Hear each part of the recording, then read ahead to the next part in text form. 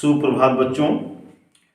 आज के इस वीडियो में कक्षा 10 के कक्षा 10 के भैया बहनों के लिए विशेष रूप से पिछले जो अध्याय में यानी 21 अध्याय में आनुवंशिकता जो विकास की जो पार्ट 1 में हम बताए थे आप लोगों को, पार्ट 1 से आगे बढ़ करके पार्ट 2 चलते हैं, अर्थात इस दूसरा वीडियो इस अध्याय का, जिससे हम पार्ट 2 के नाम से जान रहे हैं। पार्ट 2 में हम आपको आनुवंशिकता की परिभाषा, डिफिनीशन ऑफ हेरिडिटी के बारे में बताएंगे। तो आनुवंशिकता की परिभाषा क्या हो सकती है, हम लोग आनुवंशिकता की परिभाषा को कैसे जानेंगे या क्या लिख सकते हैं, रट रटा करके तो अलग चीज है, स्वयं के द्वारा कैसे लिख सकते हैं, इसी पर हम लोग फिर इसी से संबंधित जो है आगे कि आनुवंशिक लक्षण क्या है, वंशागत लक्षण क्या है, वंशागत या आनुवंशिकता क्या है, आनुवंशिकी या जेनेटिक्स क्या है, और फिर विभिन्नताएं क्या हैं, मेंडल्स हैं कौन, आगे बढ़ते हैं। तो क्रमशः पहले इस पे आते हैं। जैसे कि हम सभी जानते हैं, जितने से सभी जीव हैं, चाहे वो वनस्पति हो या जंतु हो, अपने ही समान संतान उत्पन्न करते हैं। जैसे कि हम लोग अपने गाँव में घरों में देखते हैं, एक अगर बिल्ली बच्चा देती है तो उसके जो बच्चे होते हैं वो बिल्ली के समान ही होते हैं। गाय बछड़ा देती है तो उसका बछड़ा गाय के ही समान होता है। कुत्ता है वो बिच कुतिया बच्चा देती है तो उसके पिल्ले होते हैं वो उन्हीं के समान होते हैं। हाथी के बच्चे हाथी के समान, शेर के बच्चे शेर के समान। अगर हम मनुष्यों में लेते हैं तो हमारे बच्चे जो हमारे समान ही हैं। हम वनस्पतियों में लेते हैं तो मटर का पौधा जो फल देता है उसमें मटर के दाने ही बनते हैं, और अगर वो मटर के दानों को हम फिर बोते हैं तो जो पौधा तैयार होता है सेम पहले जो जिससे वो बीज बना था, दाना बना था, उस पौधे के समान ही पौधा होता है। नीम को हम बोते हैं तो नीम के समान ही पौधा तैयार होता है, फिर इसमें उस पौधे से जो नीम बीज तैयार होता है उससे वही पौधा बनता है। चाहे आम को ले ले, इस प्रकार से हम कह सकते हैं कि जो संतानें हैं उनमें उनको अपने माता पिता से कुछ ऐसे लक्षण कैरेक्टर मिलते हैं जो कि वह लक्षण जो हैं उन संतानों को अपने माता पिता के समान ही दिखाते हैं। या हम इसको दूसरे रूप में कह सकते हैं कि माता पिता से कुछ ऐसे लक्षण जो हैं उनकी संतानों में जे जाते हैं, जिसके कारण वे संतानें जो है वो अपने माता पिता से मिलती हैं या माता पिता के समान उनकी संतान दिखाई पड़ती हैं। तो इस प्रकार से भैया बहनों, मेरे छात्रों, हमें कह सकते हैं कि जीवों में कुछ लक्षण ऐसे होते हैं जो माता पिता से संतान में आते हैं और उन्हीं के कारण माता पिता व उनकी संतान में समानता होती है। अर्थात जो लक्षण आते हैं उन्हीं लक्षणों के कारण ही जो है उनके बच्चे, उनकी संतानें माता पिता के समान होती हैं।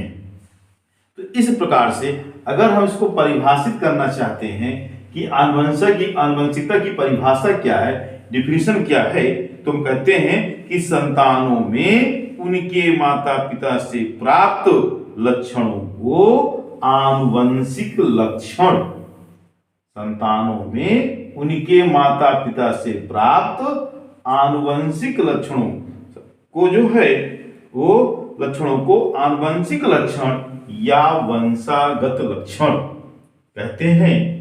माता पिता से प्राप्त संतानों को माता पिता से प्राप्त ऐसे लक्षणों को जो उनके संतानों को माता से प्राप्त हो रहे हैं उन्हें आनुवंशिक लक्षण या वंशागत लक्षण, हेरिडिटरी कैरेक्टर्स कहते हैं। तथा संतान में माता पिता से लक्षणों के वंशागत होने को वंशागत या आनुवंशिकता कहते हैं। हेरिडिटी और इनहेरिटेंस, तो देखिए यहां दो बात आती है। एक बात तो यह आ रही है कि संतान में माता पिता से जो लक्षण प्राप्त हो रहे हैं उनको हम आनुवंशिक लक्षण कहेंगे या वंशागत लक्षण कहेंगे। और दूसरी बात यह है कि पिता से जो लक्षण संतानों में जा रहे हैं उनको वंशागत कहते हैं। हेरिडिटी और आनुवंशिकता, इनहेरिटेंस कहते हैं। इन्हीं शब्दों पर विशेष रूप से ध्यान देना है कि संतानों को प्राप्त माता पिता से लक्षणों को आनुवंशिक लक्षण या वंशागत लक्षण तथा माता पिता से संतानों में जाने वाले लक्षणों को हम नाम देते हैं वंशागत या आनुवंशिकता। तो इस प्रकार से अगर हम इसको परिभाषित करते हैं तो एक लाइन में कहते हैं कि संतानों में उनके माता पिता से प्राप्त लक्षणों को आनुवंशिक लक्षण या वंशागत लक्षण तथा संतान में माता पिता से लक्षणों के वंशागत होने को वंशागत या आनुवंशिकता इनहेरिटेंस और हेरिडिटी कहते हैं। तथा साथ साथ अगर हम आगे चलते हैं कि फिर ये आनुवंशिकता जो है ये किस विज्ञान में पढ़ा जाता है या विज्ञान कौन से विज्ञान है जिसमें इस हम आनुवंशिकता को पढ़ते हैं, तो जीव विज्ञान या विज्ञान की उस शाखा को जिनमें आनुवंशिकता या जिनमें आनुवंशिक लक्षणों के माता पिता से उनकी संतानों में जाने का अध्ययन किया जाता है उसे हम आनुवंशिकी या जेनेटिक्स कहते हैं। तात्पर्य इसको हम दूसरे कर सकते हैं विज्ञान की वह शाखा या जीव विज्ञान की वह शाखा जिसमें आनुवंशिक लक्षणों के माता पिता से उनकी संतानों में जाने का अध्ययन किया जाता है उसे आनुवंशिक लक्षण कहते हैं। तात्पर्य कहने की ये है जैसे अगर ये जो है पेरेंट्स है और ये उसकी जो संतानें पेडिग्री हैं तो ये पेरेंट्स है या फादर माता पिता है इनके कैरेक्टर जो है इनकी संतानों में जाएंगे लक्षण जाएंगे। तो लक्षणों की जो है संतानों में जाने की जिस विज्ञान की शाखा में विज्ञान की जिस शाखा में इसका अध्ययन किया जाता है उसे हम आनुवंशिकी या जेनेटिक्स के नाम से जानते हैं। इस प्रकार से हमने आप लोगों को दो चीज बताने का प्रयास किया, एक जो है आनुवंशिकता क्या है या वंशागत लक्षण क्या है और दूसरा आनुवंशिकी क्या है। तो जीव विज्ञान की वह शाखा जिसमें संतानों में माता पिता के लक्षणों के जाने का अध्ययन करते हैं उसे आनुवंशिक या जेनेटिक्स कहते हैं। अब बात आती है विभिन्नताएं क्या हैं, वेरिएशंस क्या हैं। तो वेरिएशंस हैं जैसे माता पिता से संतान उनकी लक्षणों में माता पिता से कैरेक्टर जो लक्षण के संतानों में जाते तो हैं निश्चित रूप से होने भी जाने भी चाहिए, ठीक है जाता तो है लक्षण समान है, लेकिन समान होते हुए भी कुछ असमानताएं दिखाई देती हैं। तो जो असमानताएं दिखाई देती हैं तात्पर्य कहने का है कि माता पिता के समान उनकी संतान हूबहू एक जैसी नहीं दिखती है। तो जो नहीं दिखती है उसका कारण जो है वो विभिन्नता है, वेरिएशंस है।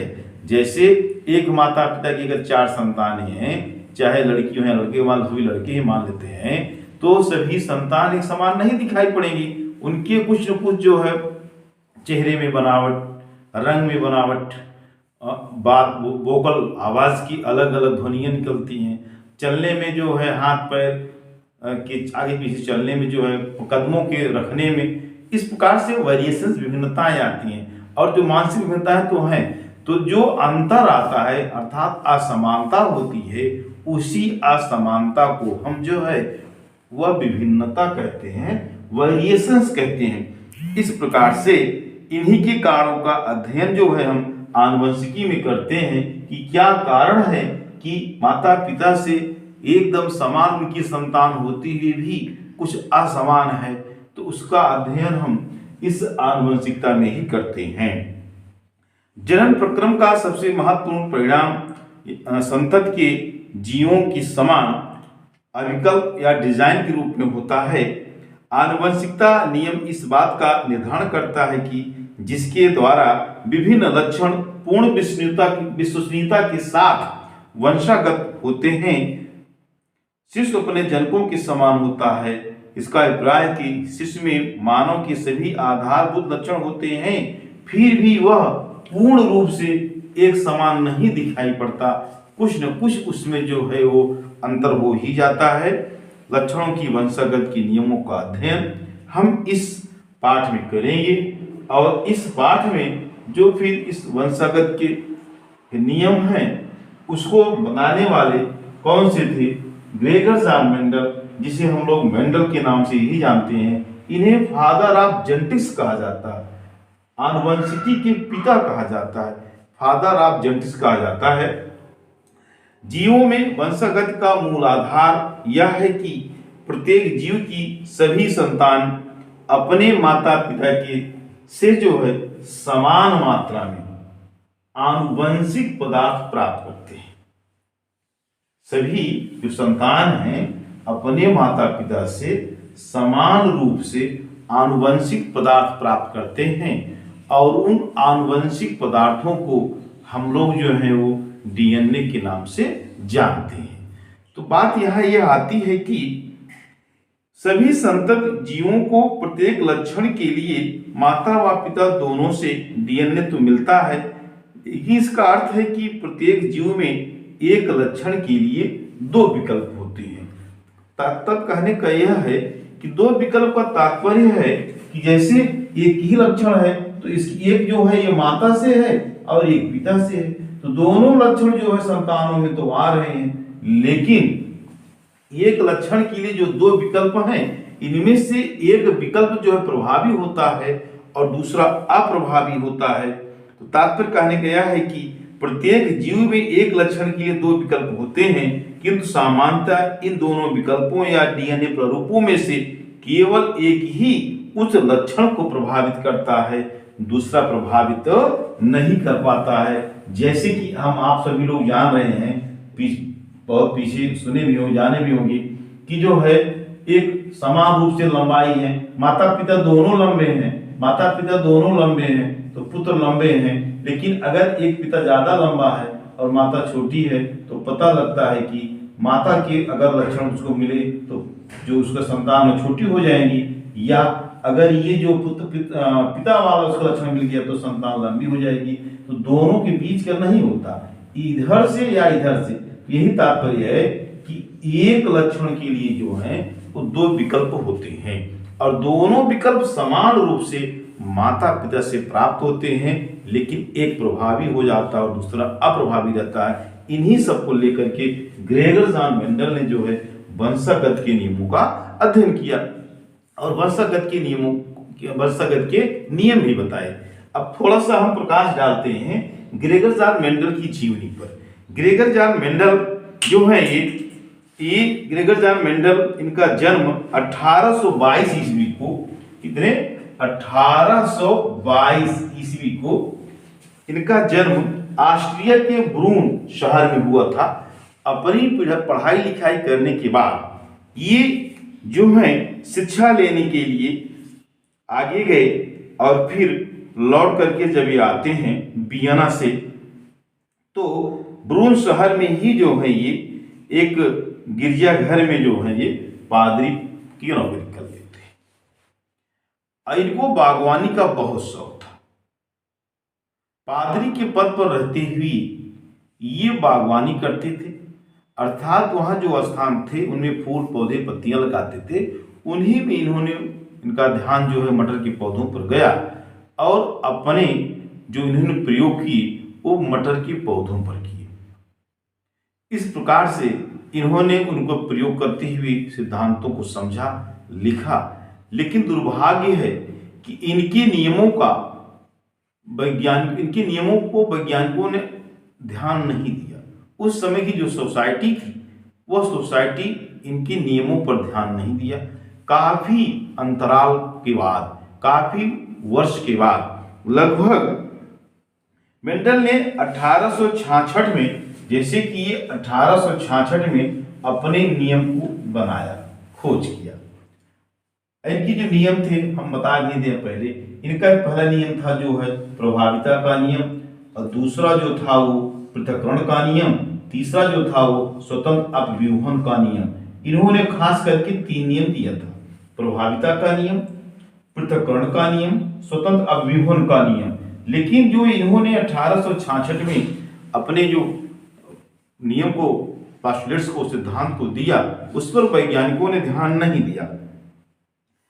काफी खोज के बाद इनकी मृत्यु के बाद लगभग 1900 में, कितने में, 1900 में फिर 3 जीव विज्ञान के वैज्ञानिक, जिनमें कि ह्यूगो डे व्रीज का नाम आता है, एरिक शेरमैयर का नाम आता है और कार्ल कोलिंस का नाम आता है, इन लोगों ने पुनः इनके सिद्धांतों की तरफ अपने को आकर्षित खोजा और इनके नियमों की पुनः प्राप्ति की। और फिर जब बताया कि मेंडल ने जो बताया था वो इस तरीके से था, तब इनकी खोज की मान्यता दी गई। और आज हम लोग जो है उन्हीं वंशागत के नियमों को जो है वो ग्रेगर जॉन मेंडल के नियम के नाम से पढ़ते हैं।